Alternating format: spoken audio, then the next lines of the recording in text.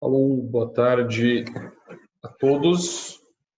É um prazer receber vocês virtualmente aqui no nosso primeiro webinar sobre qualidade do ar, onde hoje a gente vai discutir perspectivas para o avanço da política nacional. Meu nome é Walter De Simone, eu sou coordenador de Clima e Cidade aqui do WRI Brasil, do World Resources Institute, e quem está coordenando a ação do Brasil, do WRI Brasil, nesse tema de qualidade do ar. O tema de qualidade do ar é um tema muito importante para essa nossa discussão, nessa interface entre clima e cidades. Espero que isso fique claro durante a nossa discussão hoje. Ele é um tema que abarca questões profundas que vão desde o bem-estar e a saúde humana até a questão das mudanças climáticas no contexto global, aterrissando isso no contexto local. A gente vai ter 3 conversas, pelo menos, sobre esse tema nos próximos meses. Hoje o nosso foco é falar um pouco desse arcabouço nacional da discussão. A gente quer discutir, a gente está dividindo um pouco esse nosso debate entre uma discussão nacional, uma discussão estadual e uma discussão municipal, já que essa perspectiva federalista permite que a gente entenda, acho, um pouco da grandeza e dos detalhes sobre a implementação de uma política nacional, e a gente vai começar falando desse ponto de vista. Antes de eu falar boas-vindas aos nossos convidados de hoje, que são a Evangelina e o Marcel, eu vou pedir para a Thalita, que é da nossa equipe, para dar alguns avisos sobre o funcionamento do webinar. Isso aqui essa ferramenta é uma novidade para mim, então se alguma coisa horrível acontecer, vocês me perdoem. Ela que conhece a ferramenta, ela que está me ajudando por aqui. Thalita, por favor. Boa tarde a todos.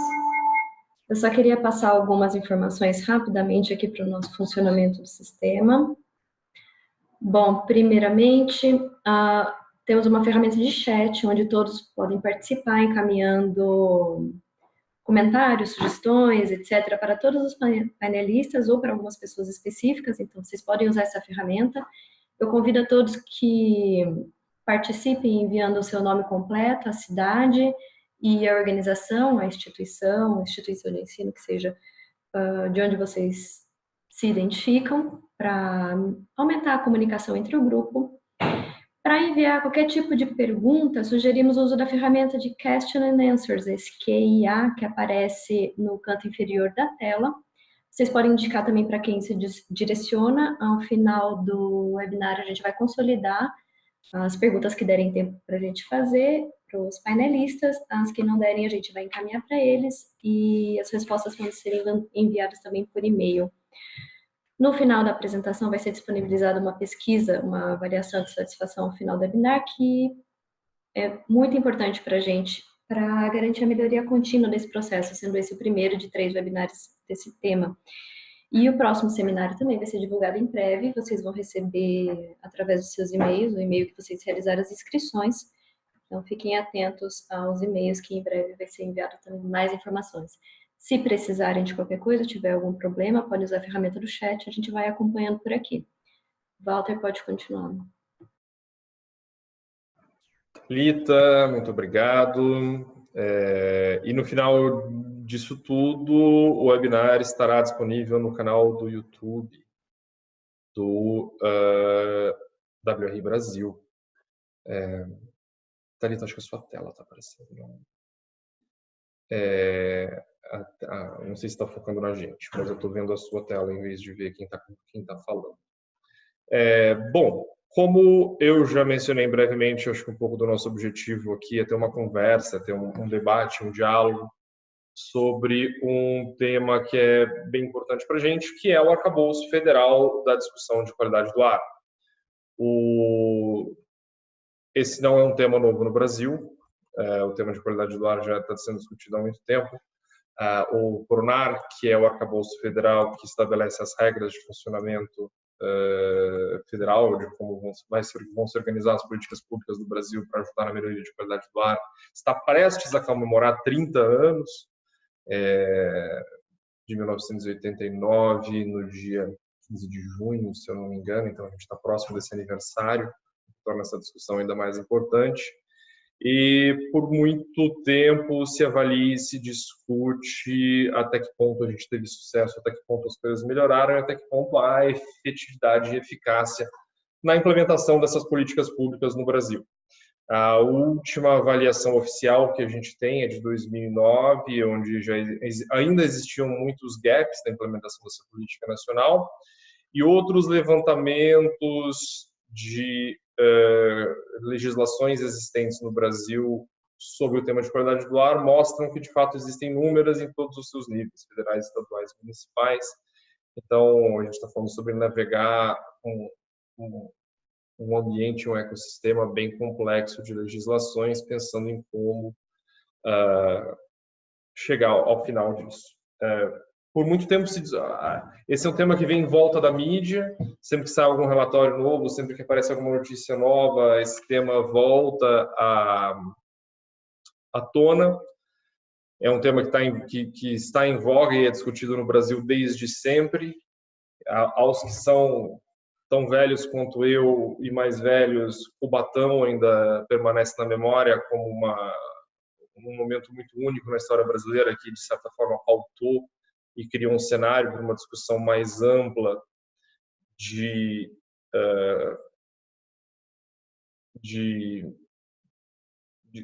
discussão sobre qualidade do ar em todas as suas esferas. E sempre que existe uma discussão sobre um novo padrão de qualidade do ar, a gente volta para essa discussão, mas sem necessariamente olhar, bom, como a gente está, como a gente avança, como isso está acontecendo, onde estamos na implementação plena de uma política de qualidade do ar que melhore a qualidade de vida e a qualidade do ar nas cidades brasileiras.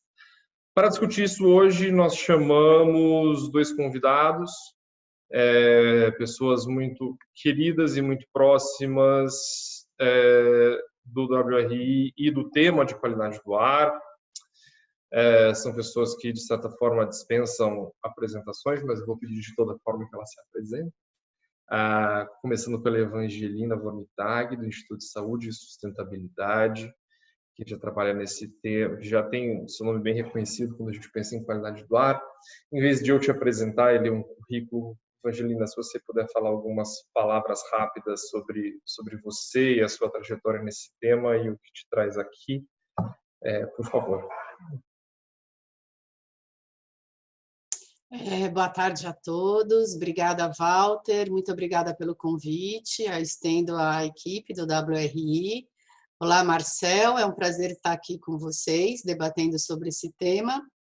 Eu sou médica e eu idealizei e dirijo o Instituto Saúde e Sustentabilidade, que é uma organização não governamental, que tem como propósito a melhoria da qualidade de vida relacionada à saúde nas cidades. Nós trabalhamos com os efeitos da urbanização em saúde. Você quer mais alguma coisa? Não, por mim tá. Marcel. Não.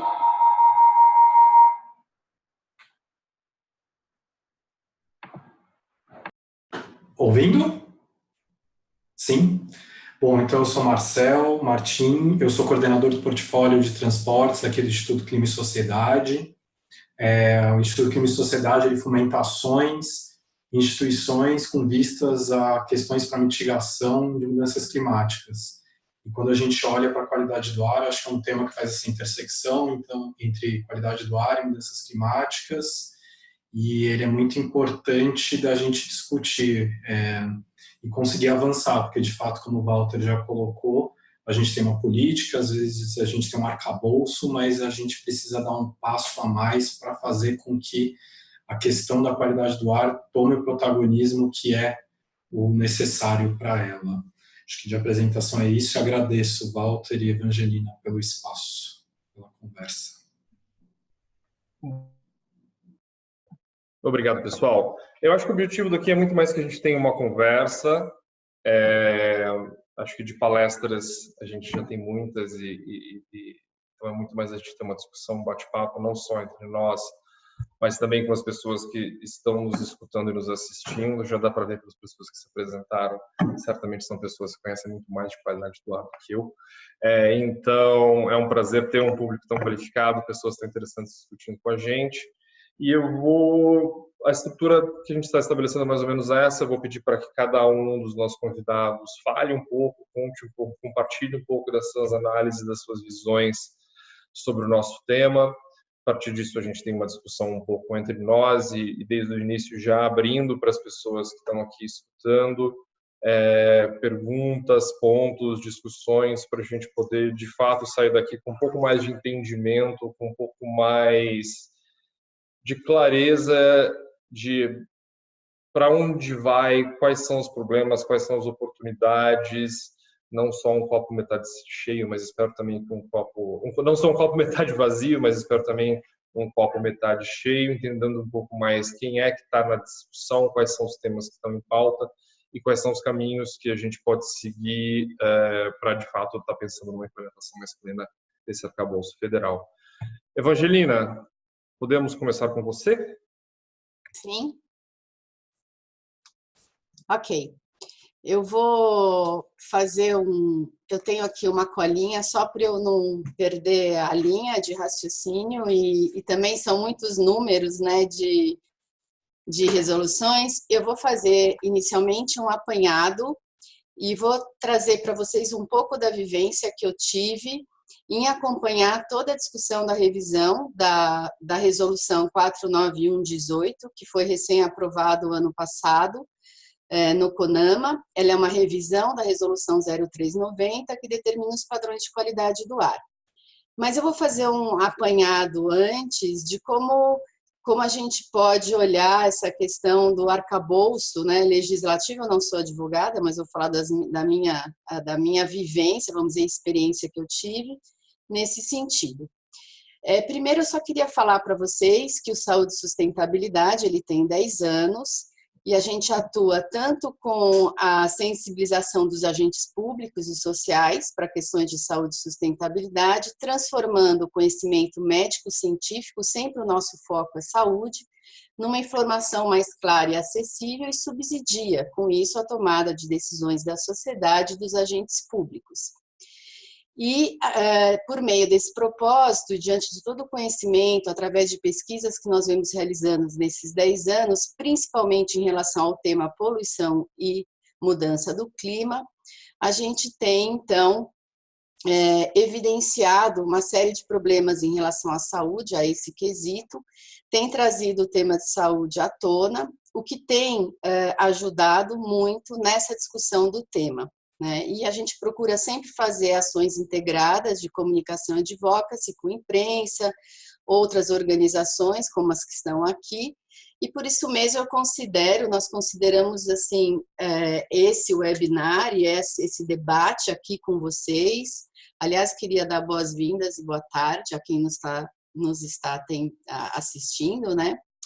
Então, eu acho que é muito apropriado essa discussão e essa iniciativa do WRI. Bom, eu vou começar a dizer para vocês um pouco dos desafios de implementação nesses últimos anos. A gente sabe que a gestão de qualidade do ar no país, ela ocorre no âmbito federal, ela é normatizada pelo Conselho Nacional do Meio Ambiente, que é o CONAMA, que é quem define as diretrizes e políticas para os estados, porque quem são os responsáveis pela implementação de programa do controle de poluição atmosférica, eles elaboram as suas próprias leis a partir das resoluções emitidas pelo órgão federal. Então, inclusive os estados podem fazer leis mais ainda restritivas do que os atos normativos do CONAMA. Então, isso é importante, isso acontece também. Lembrando que é muito importante que as resoluções do CONAMA, elas são apenas atos normativos, ou seja, elas não se encontram perfeitamente de acordo com as leis ou os mecanismos legais. Então, na minha opinião, esse é o primeiro ponto frágil na questão das resoluções do CONAMA, porque ela acaba não sendo eficiente, como isso vem me mostrando na vivência e experiência, as resoluções elas não são eficientes nas suas determinações e elas não têm sido cumpridas ao longo do tempo. Então, nós vamos falar sobre isso aqui também.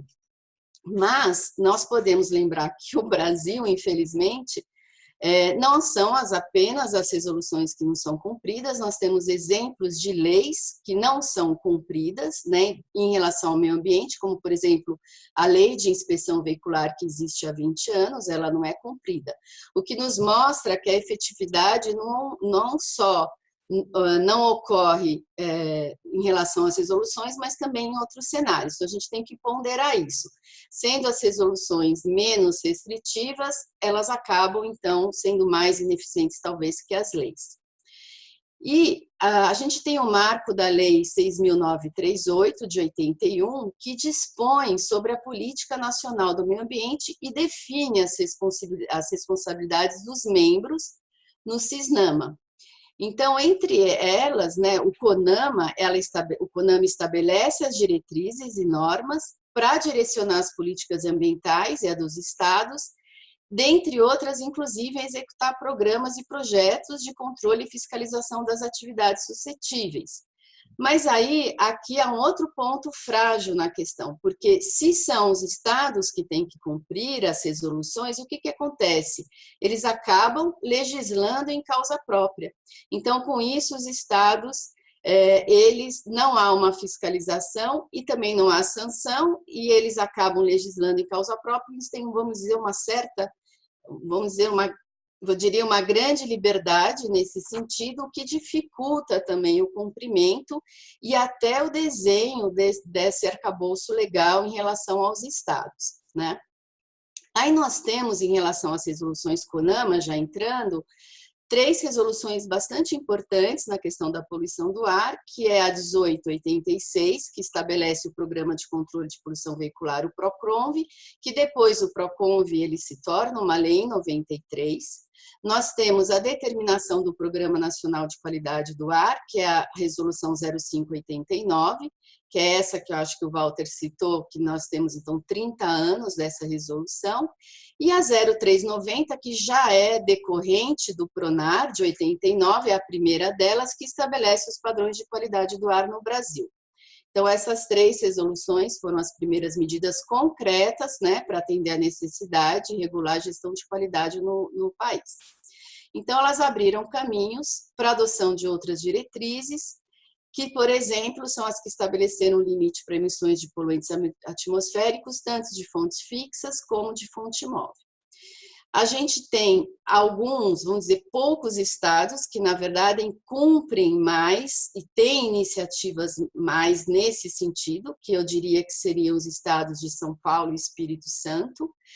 Esses 2 estados, inclusive, se adiantaram na revisão da Resolução 0390, o decreto em São Paulo é o 59.113, de 2013, que fez a revisão dos padrões, e, na verdade, a Resolução CONAMA 491/2018, a revisão agora recém-finalizada em 2018, ela é quase que uma cópia dessa resolução paulista, né? Eles também têm e cumpriram, têm o seu inventário de emissões, têm os seus programas de controle de poluição veicular de fontes móveis e fixas, mas quando a gente olha do ponto de vista do cenário nacional, é bastante desafiador. Mas, apesar de todas essas iniciativas e alguns avanços, né, esse arcabouço todo, estrutura nacional, a gestão de qualidade no ar do país é ineficiente, ela é ultrapassada, ela é precária, ela é mais permissiva ao poluidor e não conseguiu ser efetivamente implantada e, pior, não tem a salvaguarda que deveria ter à saúde da população. Então, na minha opinião, do ponto de vista de saúde, que aqui me cabe mais falar, ela, de fato, é um arcabouço ineficiente, não atinge e está muito aquém do que hoje já existe dos maiores conhecimentos literários, médicos, nas melhores literatura científica relacionada a isso. O que, de uma certa forma, há uma dificuldade muito grande de diálogo nesse sentido com o meio ambiente, porque quem toma as decisões é no âmbito do meio ambiente, não da saúde. Eles têm pouco entendimento, não aceitam bem esse conhecimento técnico mais atual, eles questionam, inclusive, os estudos, as metodologias, quando são estudos. Na verdade, os estudos que mostraram os efeitos sobre a saúde, eles são da década de 90. Ninguém mais discute os efeitos da poluição do ar na saúde. Hoje se discute muito além, quer dizer, a Organização Mundial de Saúde já está concentrada, o foco dela nesse sentido da poluição do ar é determinar quais são as intervenções nas cidades que vão resolver o problema de saúde, não mais se a poluição do ar faz mal ou não para a saúde. Então, no ponto de vista do Brasil, o Brasil está bastante desatualizado nesse sentido, né? E as resoluções, mesmo elas sendo atualizadas, como aconteceu recentemente, em relação à mudança da fase do PROCONV, que seria para pesados, por exemplo, P8, similar à fase Euro 6 na Europa, ela já está desatualizada há 12 anos. E mais de 12 anos, ela só vai ser implementada em 2023, então nós temos mais 4 anos para implementação e já vai haver uma defasagem de 13 e 18 anos em relação aos Estados Unidos e Europa. Então, sempre a gente está muito atrasado. Em relação ao padrão de qualidade do ar, nem se diz. A Organização Mundial de Saúde publicou um guia em 2005 que mostrou quais eram os níveis mais seguros, porque não existem níveis seguros para a saúde, mas quais seriam os mais seguros em termos de concentração de poluentes, que traria uma proteção, vamos dizer assim, para a maioria da população, não para os menos sensíveis. Então, isso já se passaram desde 2005, vamos dizer, 14 anos, e ainda o Brasil não se atualizou, ele é o penúltimo país no mundo a se atualizar em relação aos padrões, iniciar a atualização só perdendo para a Turquia, tá? Então, as atualizações, além de atrasadas, elas não refletem os avanços técnicos científicos existentes. Bom, somados a esse cenário, nós temos ainda a falta de vontade política, a preocupação de gestão dos estados, de quem é responsável, que são os estados, tanto em criar, como adotar, ou como incentivar medidas que visem não apenas conhecer a situação da qualidade do ar em seus territórios, como também permitir o controle e a mitigação da emissão de poluentes. Então, como os estados são responsáveis, a gente vê claramente, nas últimas discussões do CONAMA em que eu participei, que existe uma grande relutância, resistência da mudança, porque se houver a mudança, quem será responsável em responder pela mudança será o próprio Estado, né? Bom, no caso, a resolução 0390 na revisão em 2018 foram justamente, e também em relação ao PROCONV, essas duas atualizações que ocorreram no final de 2018 foram justamente os estados, os órgãos ambientais estaduais e as organizações, a organização que o representa, que é a ABEMA, mas não só a ABEMA, junto com o setor econômico, e também os representantes de município, foi justamente quem defendeu o não avanço da atualização das duas resoluções. Então, basicamente, se pode dizer que os estados e os órgãos ambientais que têm como missão zelar pela saúde, isso está escrito em qualquer, inclusive no site, como missão, nos relatórios de qualidade do ar, eles se baseiam na saúde, mas são eles justamente que foram contra essas definições. Eu tenho 3 novidades para vocês, porque nós estamos finalizando 3 estudos em relação a essas 3 resoluções, que são o marco, o PROCONV, o PRONAR e a resolução 49118, né, dos padrões de qualidade do ar. Ontem, nós divulgamos um estudo realizado junto com o Ministério Público Federal, que avaliou o monitoramento de qualidade do ar no país ele foi divulgado no Jornal Nacional ontem. Nós fizemos uma pesquisa junto com o Ministério Público Federal, nós damos assessoria técnica ao Ministério Público Federal, foi dessa forma que nós participamos das reuniões de revisão do CONAMA, da Resolução 0390, como assessores técnicos do Ministério Público, embora o Ministério Público não tenha direito a voto no CONAMA. Mas fomos nós que acompanhamos e por isso nós conhecemos. E essa pesquisa, o Ministério Público Federal enviou, nós fizemos um questionário, enviamos para todos os órgãos ambientais estaduais que nos respondessem sobre várias perguntas sobre a situação do monitoramento de qualidade do ar nos seus estados. Dos 27 estados, só 16 responderam à pesquisa, então, quer dizer, até para o Ministério Público Federal, só 16 responderam à pesquisa. O que significa isso, né? Então, isso tem um significado, mas no final da pesquisa, como só 16 responderam, nós complementamos a pesquisa com a pesquisa dos dados públicos Insights e mostrou o seguinte, eu não vou me estender, mas só como um resumo, que apenas 7 unidades federativas efetuam o monitoramento de qualidade do ar no Brasil. Dessas 7, os 4 estados do Sudeste, Rio Grande do Sul, Pernambuco e Distrito Federal. Os demais não realizam.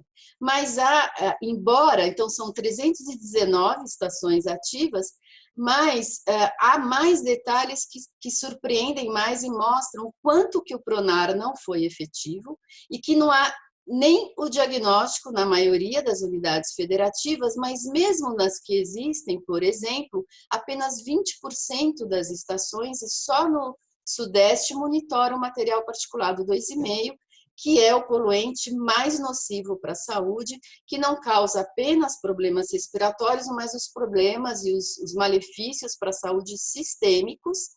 E por conta do material particulado 2,5, por causar os malefícios sistêmicos, câncer e as doenças cardiovasculares, a poluição do ar hoje ela é a 4ª causa das doenças crônicas não transmissíveis, e essas doenças, que são as doenças do coração, derrame cerebral, é a 1ª causa de mortalidade no mundo, e por isso que esse ano a Organização Mundial de Saúde,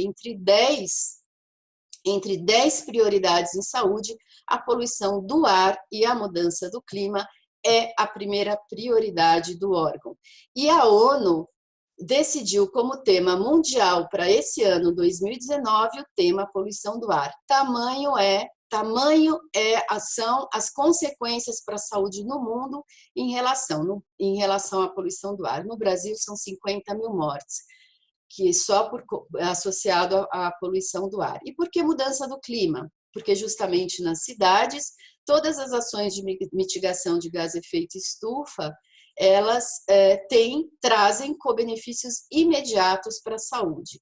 Então, existe uma importância enorme, e inclusive na COP24, na última COP, o relatório da OMS disse o seguinte, que se as metas do Acordo de Paris fossem cumpridas, o gasto econômico em relação a isso seria ainda menor que todos os efeitos para a saúde mundiais em relação à mudança do clima, né? Bom, aí eu queria dizer para vocês o seguinte, que talvez nesse novo governo esse tema ganhe força, porque hoje é prioridade para o governo a questão ambiental urbana, que é onde se encaixa a questão da poluição do ar, né? A qualidade do ar é um dos temas prioritários, porém, nós vemos que diante de todas as mudanças que ocorreram recentemente no CONAMA, tanto em relação à redução drástica da participação social e, pasme, a exclusão do Ministério da Saúde. Eles aumentaram a participação de outros ministérios, mas excluíram a participação do Ministério da Saúde, que, na minha vivência e experiência no CONAMA, se havia um órgão que ainda ambiental, de fato, né, que defendia a questão da poluição do ar, era o Ministério da Saúde. Então, a gente vê com bastante ressalva essa questão, dentre outras questões que ocorreram lá.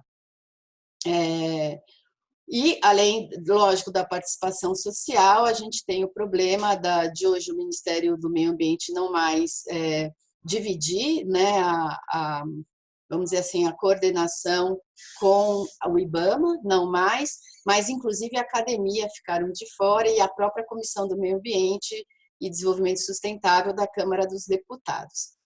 Bom, agora eu já vou entrar, já falei um pouco da 49118, mas eu vou falar um pouco rapidamente. A revisão dela se iniciou em 2012 por uma iniciativa do PROAM, que é uma ONG, uma organização também ambiental, e desde 2012, em 2014, se iniciou a primeira discussão da revisão. Nós acompanhamos de perto, foram 3 anos de discussão entre grupo de trabalho, e quando a minuta foi enviada para a Câmara Técnica, ela foi suspensa e adiada a votação, também por iniciativa da sociedade civil, porque iria ser aprovado a mudança do padrão, quer dizer, a revisão do padrão, mas sem prazos, né, para que ocorresse, que é o decreto. Quer dizer, a revisão ela aceita que se deve seguir os índices preconizados pela OMS, porém não estabelece prazos para a mudança, né? E isso, de novo, se repete nesse momento. Depois, ela volta a ser discutida em 2018 e termina em 2018, o ano passado, com essa questão. Bom, tem tantos problemas, ela não é nem eficiente na questão da salvaguarda, os padrões para a proteção da saúde, que nós trabalhamos junto com o Ministério Público também numa avaliação. O Instituto escreveu uma justificativa da ineficiência dessa resolução aprovada 49118 do ponto de vista de saúde e de comunicação à população, porque a população ela não recebe a comunicação de qual é a situação da qualidade do ar, e se a qualidade do ar for ruim, ela não tem também não existem medidas protetivas, a população nem sequer sabe, né, sobre isso. Então, nós fizemos essa justificativa e fomos autores, junto com o Ministério Público Federal, de uma representação que foi enviada à Procuradoria-Geral da República, a PGR, que decidiu, então, fazer representar como uma ação de inconstitucionalidade, uma ADI, que já foi remetida para o Supremo Tribunal Federal, cuja relatora é a juíza Carmen Lúcia. Inclusive, isso aconteceu agora, no dia 30 de maio, é recente. Nós também vamos publicar no nosso site, entre hoje e amanhã, essa justificativa, essa representação e a própria ação de inconstitucionalidade. Então, esse é mais um trabalho que nós fizemos em relação a isso, e amanhã será divulgado um recente estudo que nós realizamos sobre o impacto da implementação da fase P8, né, do PROCONV para veículos pesados, qual é o impacto que haverá na saúde em relação à implementação dessa fase, que vem já bastante tardiamente. E nós fizemos uma outra avaliação, que é bastante interessante, que mostra justamente a esses membros votantes para que se iniciasse apenas em 2023, né, a implementação dessa fase, qual foi o prejuízo para a saúde. O prejuízo foram 10 mil mortes e 9.800 internações, num valor de quase 5 bilhões de reais em relação às mortes, e não me lembro tanto de milhões de internações públicas e privadas, mas mostrando para esse gestor que, quando ele toma essa decisão, ele tem que ser responsável pelas consequências. E, na verdade, em nenhum momento houve nenhuma argumentação, nem por escrito e nem verbalmente, por que se defendia o início apenas para 2023, quando já existem quando as montadoras no país já produzem veículos dessa tecnologia e importam, inclusive, para a América do Sul. Então, mais uma vez, prevalece o interesse do desenvolvimento econômico, a falta de paridade no CONAMA tem um peso crucial nesse sentido, e essa questão toda, como eu já expliquei, em relação às resoluções e às responsabilidades dos estados. Sanja, eu vou pedir para você fechar. Acho que é isso, e assim, vou fechar só dizendo um pouco sobre a saúde, que é o seguinte, o ar, ele hoje, a poluição do ar é a primeira causa ambiental, né, de mortes e adoecimentos, e assim, na verdade, lembrando que nós respiramos 11 mil litros de ar por dia, e a gente só bebe 1,5 litro de água. Então, se fosse uma água, né, suja, além do que a água, você tem a opção de ter uma água limpa, tomar uma água engarrafada, e tem uma outra coisa que poucos sabem, é que a superfície de absorção do ar no pulmão é quase o tamanho de um estádio de futebol, diferente do intestino, que é muito menos. Então, aquilo que se respira como tóxico reverbera de uma forma muito importante no corpo. Eu já dei outros dados de saúde, né, importantes, e lembrar que a saúde, no final das contas, em termos de ministério e secretaria, quem paga essa conta, e agora, justamente, no ministério ficou fora dessa discussão. Então, é isso que eu tinha para expor para vocês, e estou à disposição para perguntas e depois para discussão. Vanja, super obrigado. Eu acho que eu poderia escutar você falando por mais 2 horas seguidas. Eu acho que a gente teve muita informação fascinante aqui. A gente vai voltar para ela. Eu vou dar a palavra agora ao Marcel, que está um pouco nessa encruzilhada do passado e do futuro, né? Transporte, que em grande parte motivou muitas dessas legislações, clima, que hoje em dia está aumentando, como ele pauta essas discussões e esses overlaps. Marcel, por favor. Obrigado. Bom, obrigado, antes de mais nada, de novo. Acho que é muito bom falar depois da Evangelina, porque muita coisa ela já colocou e que eu acho que é muito importante. Só queria destacar alguns pontos para depois tentar fazer um pouco essa amarração que o Walter acabou de comentar. Eu acho que da fala da Evangelina tem uma coisa importante, que é a gente tem um arcabouço legal. A gente precisa aprimorá-lo, sem dúvida, mas ele existe. A questão dos parâmetros nesse arcabouço legal, eu acho que talvez seja a grande chave desse momento. Tanto de colocar prazos claros para essa efetivação, quanto uma política que tenha uma capacidade real de ser efetivada também. Uma coisa muito importante também que a Evangelina tocou um pouco por cima, nesse sentido do monitoramento da qualidade do ar, acho que é a questão de comunicação com a população. Hoje em dia a gente tem um sistema de comunicação muito frágil. A gente, de fato, não tem o melhor padrão, né? A gente não tem o padrão da OMS como referência de implantação, e a gente não sabe os dias que a gente tem os dias mais poluídos, os dias com maiores problemas.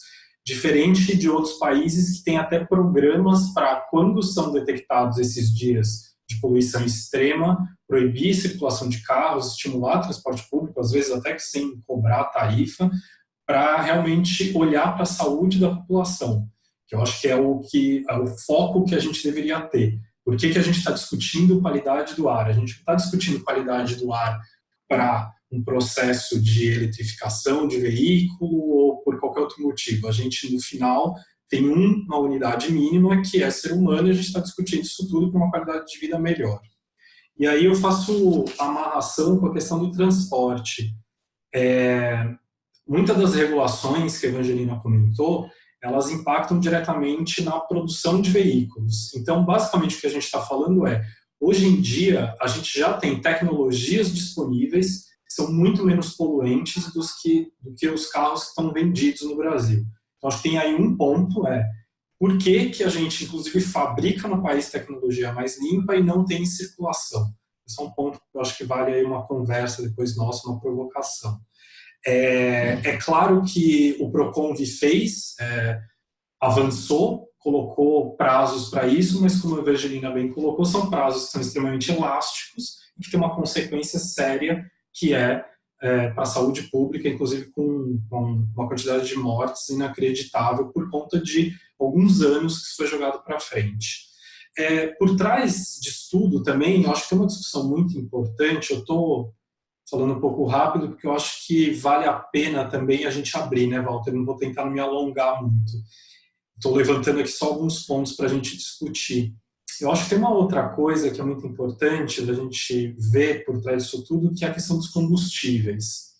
A gente tem aí uma matriz que é fóssil, e aí não é Brasil, é mundo, né, em geral, salvo raras exceções de alguns países que já estão avançando em outras formas, outras formas de propulsão de motor, mas a gente tem uma matriz fóssil, que é a pior, que é extremamente poluente.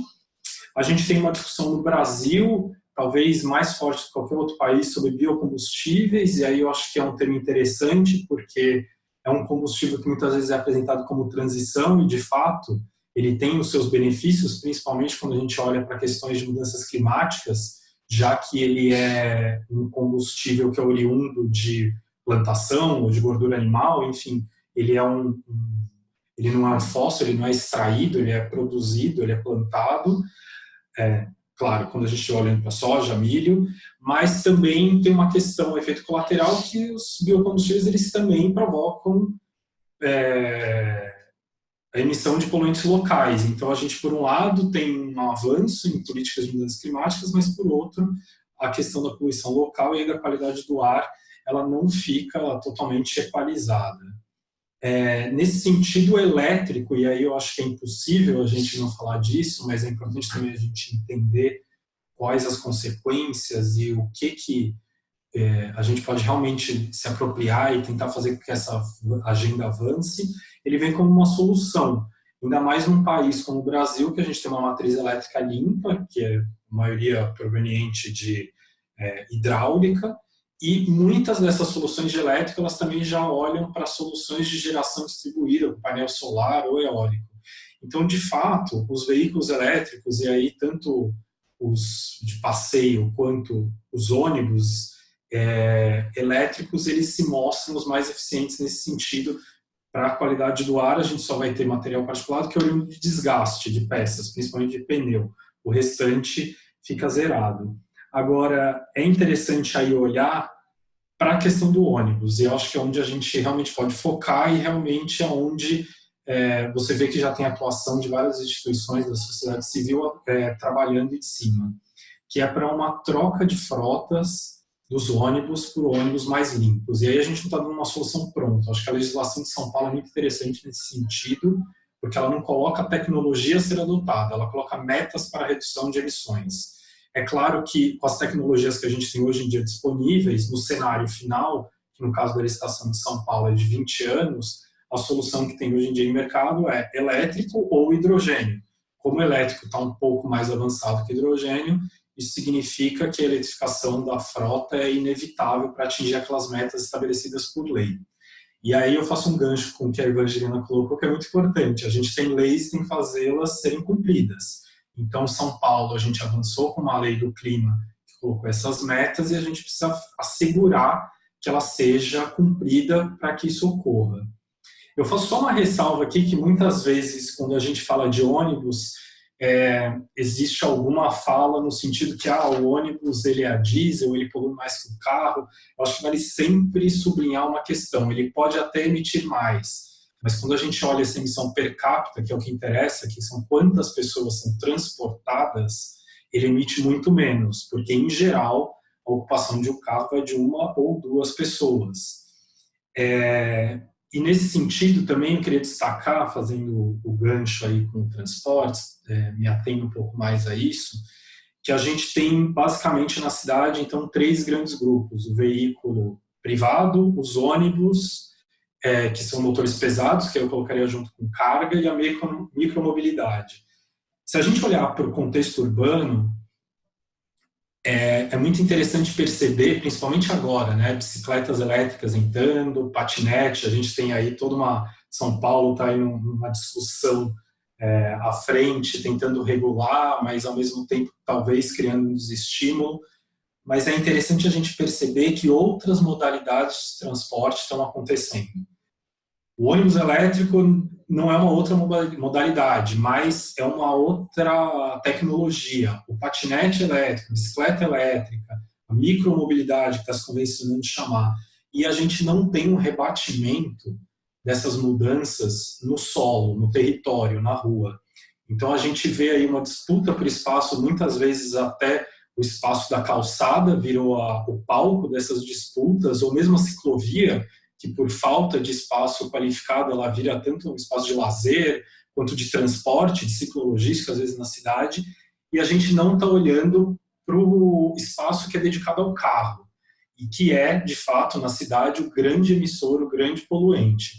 Então, acho que era importante a gente ter uma visão aí mais holística, mais integrada na questão de qualidade do ar, também para como que a gente está lidando com o espaço público destinado ao carro. Se ele é o grande emissor, se ele é um grande fator contribuinte para isso, e se a gente tem micromobilidade, transporte público, uma solução muito mais eficiente, por que o Estado, os governos dedicam ainda tanto espaço e protagonismo ao carro, sendo que ele, de fato, não está nos trazendo mais soluções? E ainda que este seja eletrificado, ele não vai resolver o fluxo das ruas, vai continuar o mesmo problema, só que com carros elétricos.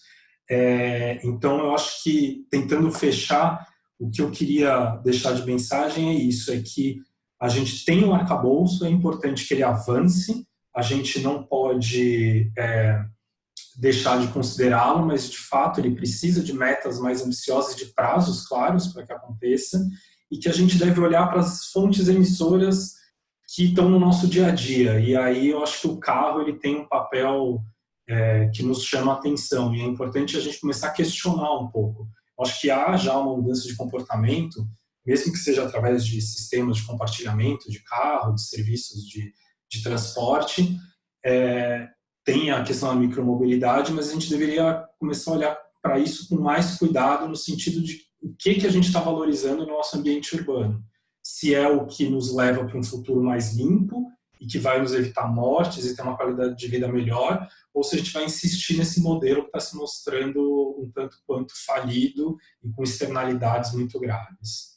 Acho que para começar é isso. Aí vamos abrir para a conversa que pode ser mais interessante. Marcel, super obrigado pela sua intervenção. Eu acho que ajudou a montar um panorama, e eu vou usar minha prerrogativa como o dono da bola para fazer um comentário inicial em relação a isso. Eu acho que essas falas de vocês elas são muito complementares e elas traçam um panorama muito rico e ao mesmo tempo muito preocupante. Eu acho que, por um lado, a fala da Evangelina ela mostra duas realidades que são muito claras para mim. Eu acho que a primeira delas é que há um problema de desenho. Há um problema no desenho da legislação federal, no que tange quem são os atores, quais são suas responsabilidades e os incentivos que eles têm para cumprir os seus objetivos. Eu acho que aí a gente tem, por um lado, incentivos perversos, para um ator como, por exemplo, um governo do estado, que é responsável por se monitorar, né? Ele é responsável por implementar, se monitorar, e esse conflito de interesse claramente coloca ele numa posição de paralisia, ainda mais em conjunto com uma falta de recursos e uma falta de conexão, talvez, com o ente municipal, que é aquele que tem mais poder sobre a execução das soluções em si. Então, acho que isso é uma coisa muito preocupante. E, em segundo lugar, talvez pela ausência de algumas vozes ou pela, vamos dizer assim, o peso que algumas vozes e alguns atores têm nessa discussão.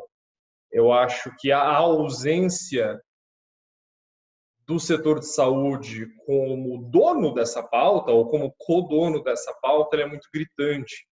Eu acho que, me parece que posicionar o tema de qualidade do ar exclusivamente como um tema de meio ambiente é algo preocupante. Não que o meio ambiente não tenha uma responsabilidade histórica e fundamental na resolução do problema, mas ele é um problema compartilhado. E esses silos são complexos. Eu acho que o Marcel fez um comentário muito interessante de dizer a responsabilidade está aqui, mas o orçamento está do outro lado. Eu acho que a complexidade das soluções para esse problema e a distância que alguns dos responsáveis dessas soluções estão na tomada de decisão ou de ajudar a entender essa própria implementação é algo muito complexo.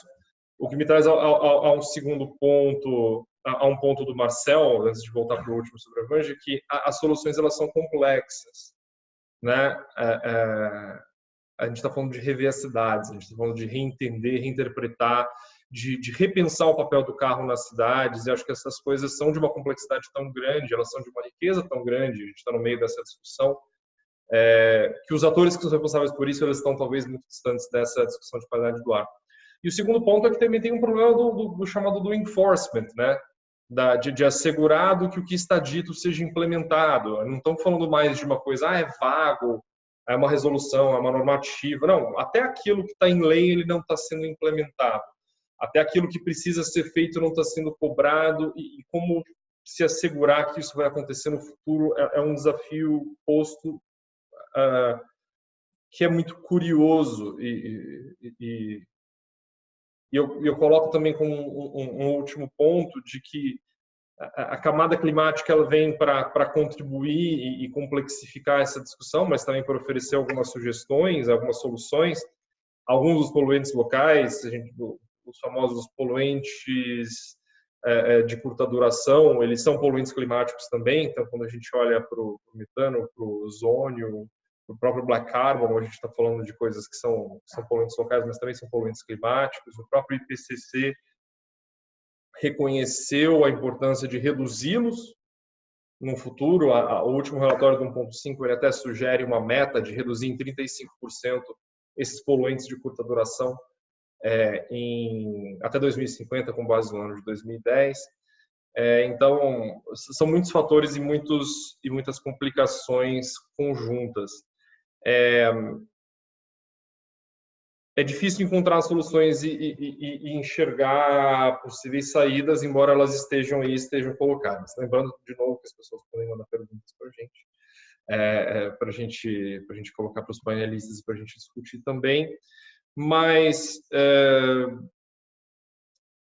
apareceu até uma, já vou ler já. Mas uma pergunta anterior que foi feita, e eu vou colocar para a Vanja, mas também para a reflexão do Marcel, é que, considerando a importância dos municípios, e que os municípios acabam também de ser retirados do CONAMA como participantes nessa tomada de decisão, qual acaba sendo o papel desses municípios? Como é que eles aparecem como solução, eles aparecem como problemática? Como é que vocês enxergam a questão municipal? Ela vai ser tema do nosso terceiro webinar explicitamente, mas claramente tem uma curiosidade em relação a isso. Então, alguma ideia, alguma percepção em relação a esse ponto?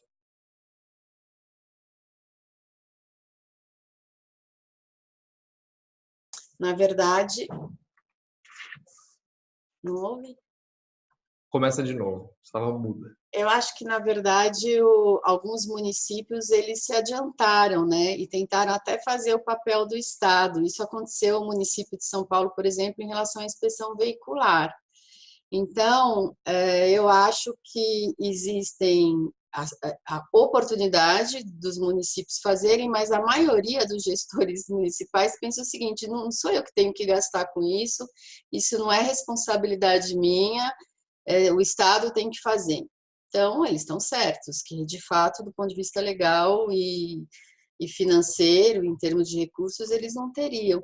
Mas eu acho que existem iniciativas muito positivas, como, por exemplo, a Lei Municipal de Mudança do Clima, também no município de São Paulo, que eu conheço mais, é uma iniciativa municipal da substituição dos combustíveis. Então, eu acho que tem dois lados na questão. Acho que depende muito, sabe, dos gestores, até mesmo na questão estadual. Eu acho que a vontade do gestor, talvez vamos dizer a coragem do gestor para fazer algo, eu acho que é fundamental. Eu penso mais dessa forma, eu não vejo impossível ninguém realizar nada, né? Eu acho que existe a possibilidade, como tantos exemplos a gente tem, até mesmo no Brasil, né? Com esses dois exemplos que eu dei, entendeu? Marcel, algum comentário? Sim. Eu acho é uma questão muito importante. O que a gente está discutindo no final é a governança da qualidade do ar, né? Eu acho que a gente tem uma dificuldade muito grande de lidar com esse tema. O Walter colocou uma coisa importante, e a fala da Evangelina, claro, que já tinha corroborado isso, que qualidade do ar não é um problema só de meio ambiente, é um problema também de meio ambiente, é um problema também de saúde pública. Se a gente olhar da onde está vindo a emissão, é um problema também de transportes. Então, acaba que ele é um baita indicador de outros problemas, né? Ele é um termômetro de outras questões que não estão sendo, talvez, tratadas com a seriedade que seriam necessárias. Agora, é interessante ver que alguns municípios, eu lembrei agora de uma questão, o município do Rio de Janeiro, por exemplo, tem uma rede de monitoramento de qualidade do ar. Acho que por conta de Olimpíadas e tudo mais, um investimento nesse sentido. Mas aí mora outra questão, que é isso, os municípios, ou naturalmente os estados, mas os municípios também podem ter redes de monitoramento de qualidade do ar. E eu acho que municípios, ultimamente, neste ano principalmente, têm tomado um protagonismo nas discussões, sejam de meio ambiente, sejam climáticas. Alguns deles fazendo, inclusive, planos de ações climáticas e dando declarações, como São Paulo, de que isso é um problema, que é uma agenda pública que deverá ser tratada. Então, não vou aqui querer me adiantar o próximo webinar, mas, de fato, acho que o tema é muito pertinente, porque os municípios, não só no Brasil, mas no mundo, você vê que existe uma rede de cidades que tem assumido, no mínimo, o protagonismo da discussão, porque, de fato, é onde o problema vai acontecer. É no município que se territorializa os problemas, seja na concessão do ônibus, seja no hospital, que pode ser estadual, pode ser municipal, mas enfim, é naquele território. Agora, uma junção de discussão de pauta de um governo do estado com o município na questão da qualidade do ar seria muito profícua, porque talvez seja essa governança que a gente precise para que isso avance, não um jogo de, não é minha responsabilidade, do estado, enfim, tem esse jogo um pouco de empurra. E, no fundo, quem está pagando o preço, de fato, é a população. Obrigado, pessoal. Eu acho que, bom, está aqui um ponto claro que a gente precisa encontrar avanços, que é esse alinhamento, como trazer o município de forma estrutural para essa discussão, dentro até do ambiente federativo, mas também em relações locais. Espero que a gente consiga cobrir isso no nosso terceiro webinar, e vocês já estão convidados para prestar atenção nisso e para dar uma olhada. Uma das perguntas que apareceram é em relação ao atual estado e a confiabilidade dos equipamentos de medição de qualidade do ar pelo Brasil. O nosso segundo webinar vai ser sobre monitoramento, e eu vejo pessoas, não só as pessoas que estão presentes aqui no painel, eu sei que o ISS fez uma análise interessante do atual sistema de monitoramento, mas pessoas que estão assistindo, como a própria Beatriz Oyama do IEMA, que também tem conhecimento sobre essa discussão. Espero poder contar com vocês e ampliar um pouco essa discussão nessa direção. Então, para a Adriana, a gente vai chegar nesse ponto, não sei se vai ser hoje. Mas uma outra pergunta que surgiu aqui, que eu acho extremamente interessante e que remete a um dos pontos que a Evangelina fez, que é em relação a quão moderna é a nossa legislação, quão atualizada ela é frente a questões científicas, relacionamentos na área de saúde, mas também, eu acho que em termos de monitoramento, em termos de clima, há um afastamento. Então, me perdoe, acho que foi a Patrícia que perguntou, um divórcio entre o Brasil, entre as universidades, prefeituras e estados, e imagino até com o governo federal, para resolver isso. Eu acho que eu recentemente li que o Brasil é o sexto país no ranking de produção sobre conhecimento acadêmico sobre qualidade do ar. E adoraria escutar um pouco de vocês, eu tenho minhas próprias opiniões, eu adoraria compartilhá-las, mas começando para escutar vocês um pouquinho do que vocês acham.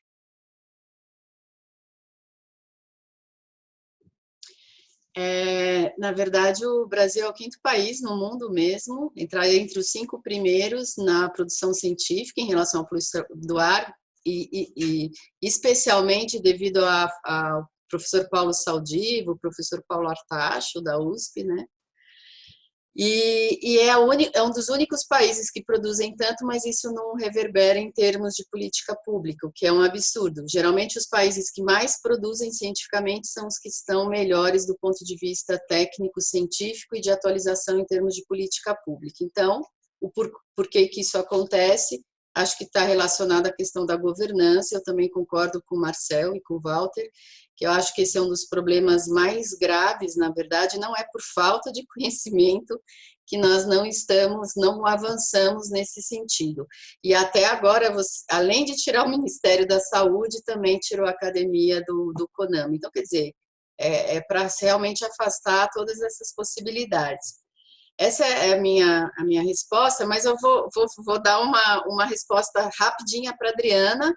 Adriana, não, os dados de monitoramento, em 50% dos casos do Brasil, eles são feitos por estações privadas das indústrias, que estão lá para fins de licenciamento. Essas não são confiáveis, porque elas têm que cumprir uma meta para o licenciamento que está dentro dos padrões e da legislação brasileira. E isso, de fato, acontece. Os únicos estados em que 100% das estações são públicas é São Paulo, que são as mais confiáveis, e o Distrito Federal.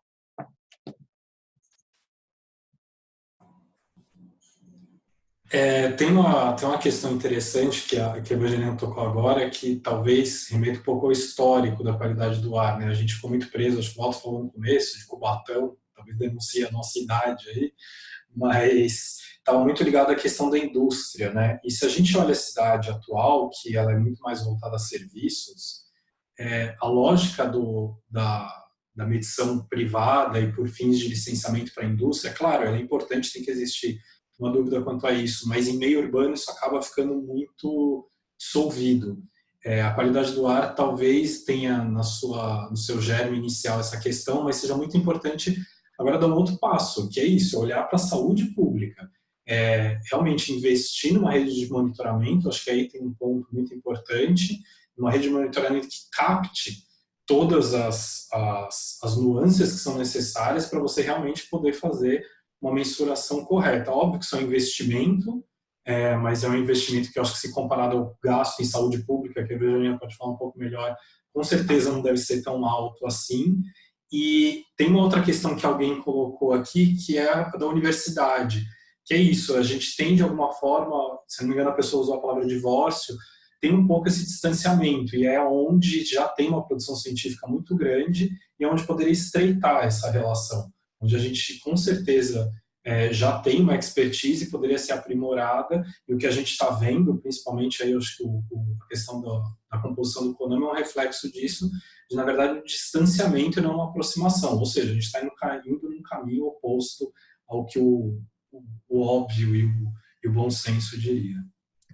Obrigado, gente. A gente está recebendo várias perguntas, todas extremamente interessantes, as que a gente não conseguiu responder ao vivo. Espero que a gente consiga responder depois e enviar para vocês por e-mail, disponibilizá-las por aqui.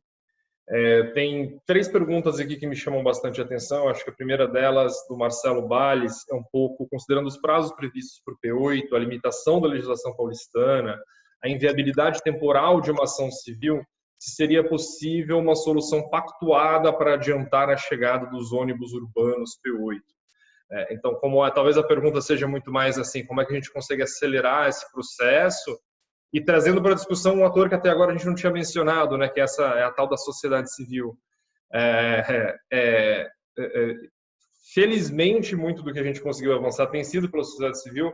Acho que o próprio sucesso da legislação paulistana, desse processo de eletrificação do ônibus, é um resultado direto da participação de coalizões e de grupos trabalhando junto, mas vou deixar para vocês darem uma opinião rápida sobre isso. E eu vou levantar já 2 pontos que também foram feitos, porque a gente já estourou um pouquinho o nosso tempo. Eu agradeço todo mundo por estar aqui, espero que vocês consigam ficar aqui mais um pouquinho.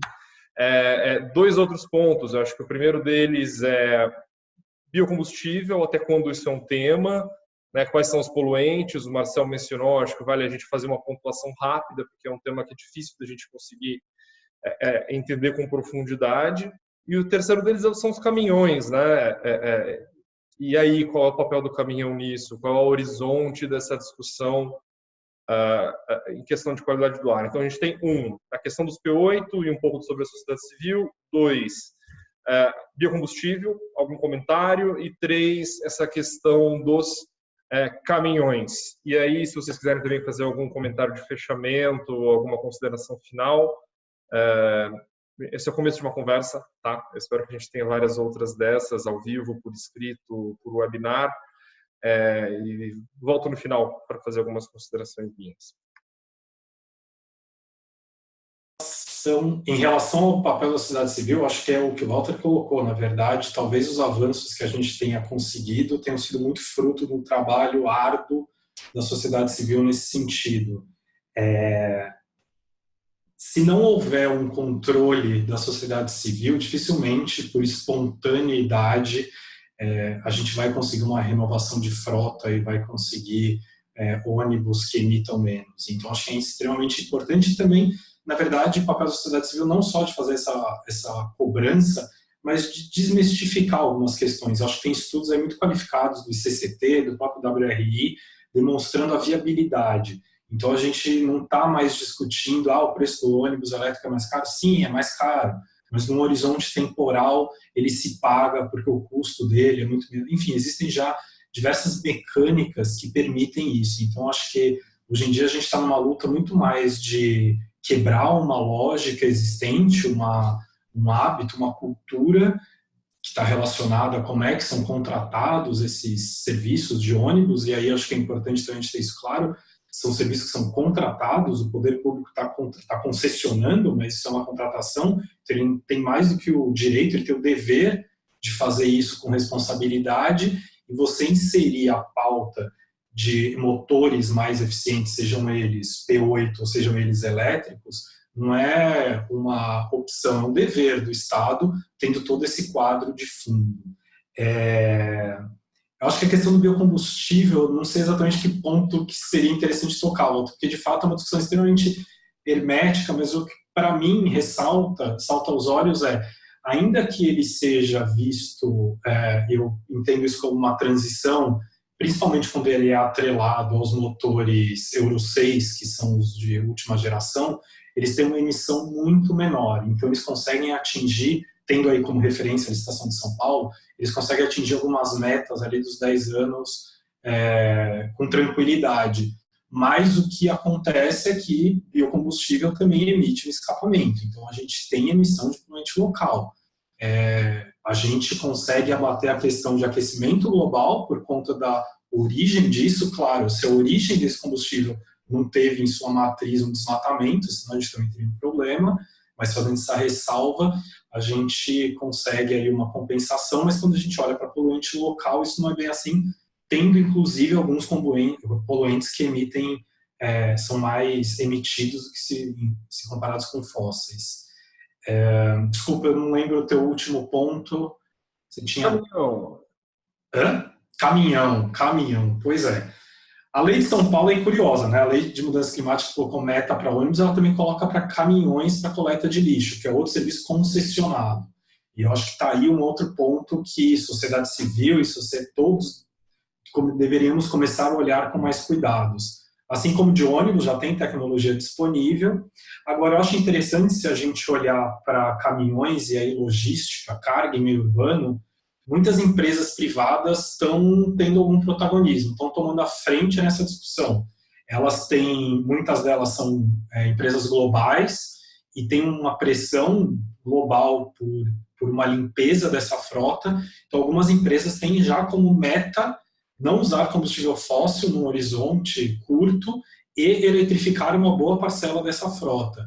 Então, tem um outro universo que é muito interessante da gente observar, que é de logística em meio urbano, que ela impacta consideravelmente. A gente não tem, diferente de transporte público e de carro, a gente não tem talvez tantos dados, a gente não tem modelos matemáticos como a gente tem para os outros modos, mas é interessante notar que o próprio mercado, as empresas que fazem logística, elas já começaram um processo de eletrificação, ou no mínimo de usar uma proporção maior de combustíveis fósseis nessas frotas. Talvez seja um desconhecimento nosso, seja um tema que realmente a gente precisa aprofundar. A gente foca muito aí na discussão do carro e do transporte público, mas sem dúvida a carga em meio urbano é muito importante nessa discussão de emissões. Ela é muito importante para o funcionamento da sociedade. Tem que entender também que carga é essencial. Sem abastecimento a cidade não funciona. Agora, como a gente pode otimizar e qualificar esses veículos, eu acho que é um ponto muito importante. Os veículos mais leves, eles têm uma facilidade de eletrificação, com certeza os mais pesados eles vão ter uma maior dificuldade, mas, sem dúvida, tem aí uma possibilidade enorme de outro caminho para mitigação de poluição. Obrigado, Marcel. Vanja.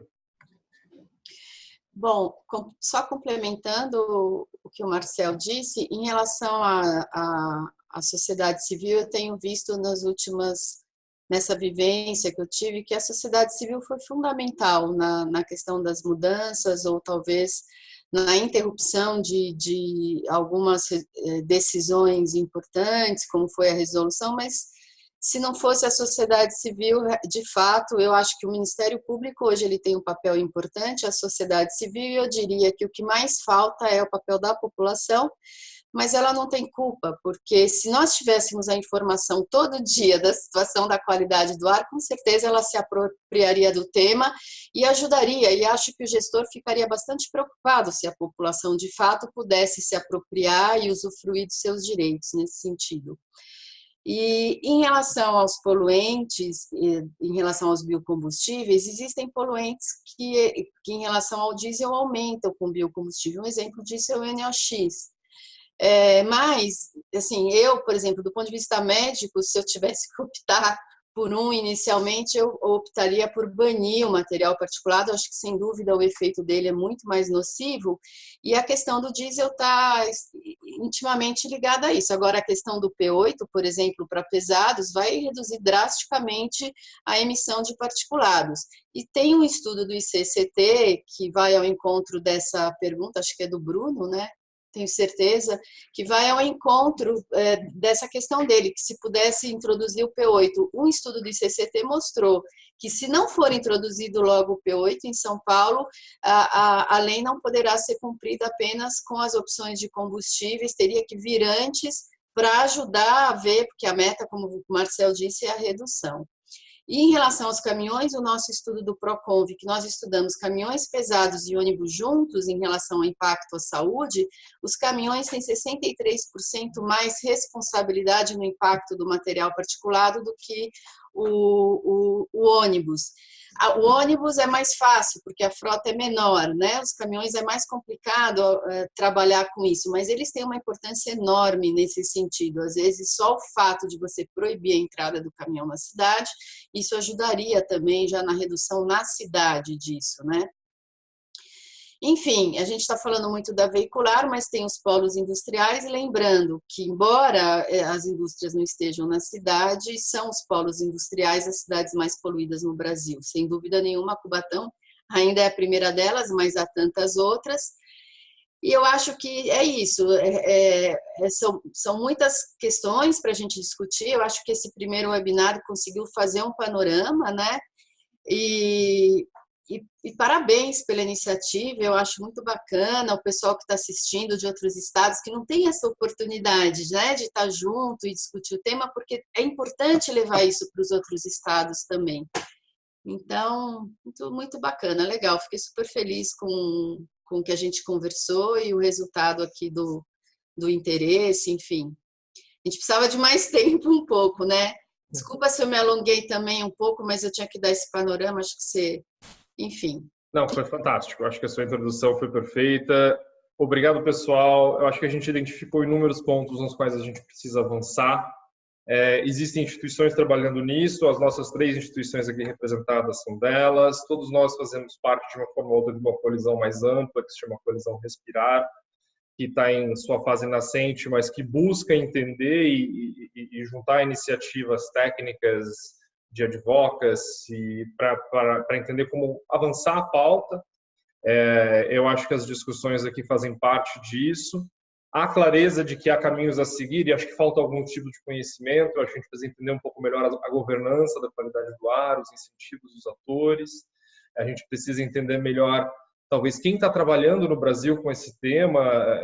Eu acho que talvez um trabalho de conectar essas pessoas seja muito interessante. Eu concordo com a Vanja, eu acho que tem tanta riqueza no Brasil desse tema, e espero que esses webinars sejam uma forma de iniciar essa conexão, mas temos interesse também de entender mais profundamente como a gente pode conectar quem está estudando isso aqui no Brasil, quem está estudando isso internacionalmente. A Vanja mencionou 2 nomes, tanto o Paulo Saldiva quanto o Paulo Artacho, entre outros que que a gente tem que juntar, temos que trazer, temos que fortalecer junto com pesquisadores ao redor do Brasil. O WRI agradece a presença de todos, nós nos vemos muito numa posição também de facilitar conversas, de juntar pessoas, e espero que isso seja o começo de um processo. Agradeço vocês dois por disponibilizarem o tempo de estarem aqui, compartilharem seu conhecimento. Agradeço todo mundo que ao vivo nos escutou e que continuaram até o final, mesmo com 20 minutos estourados. Eu acho que quase todo mundo continuou aqui ao vivo com a gente. Eu acho que isso é um bom sinal. Vange e Marcel gostaram do que vocês têm a dizer. E, de fato, que seja o começo de uma conversa. Obrigado a todos e eu vejo vocês no próximo webinar. Obrigado, gente.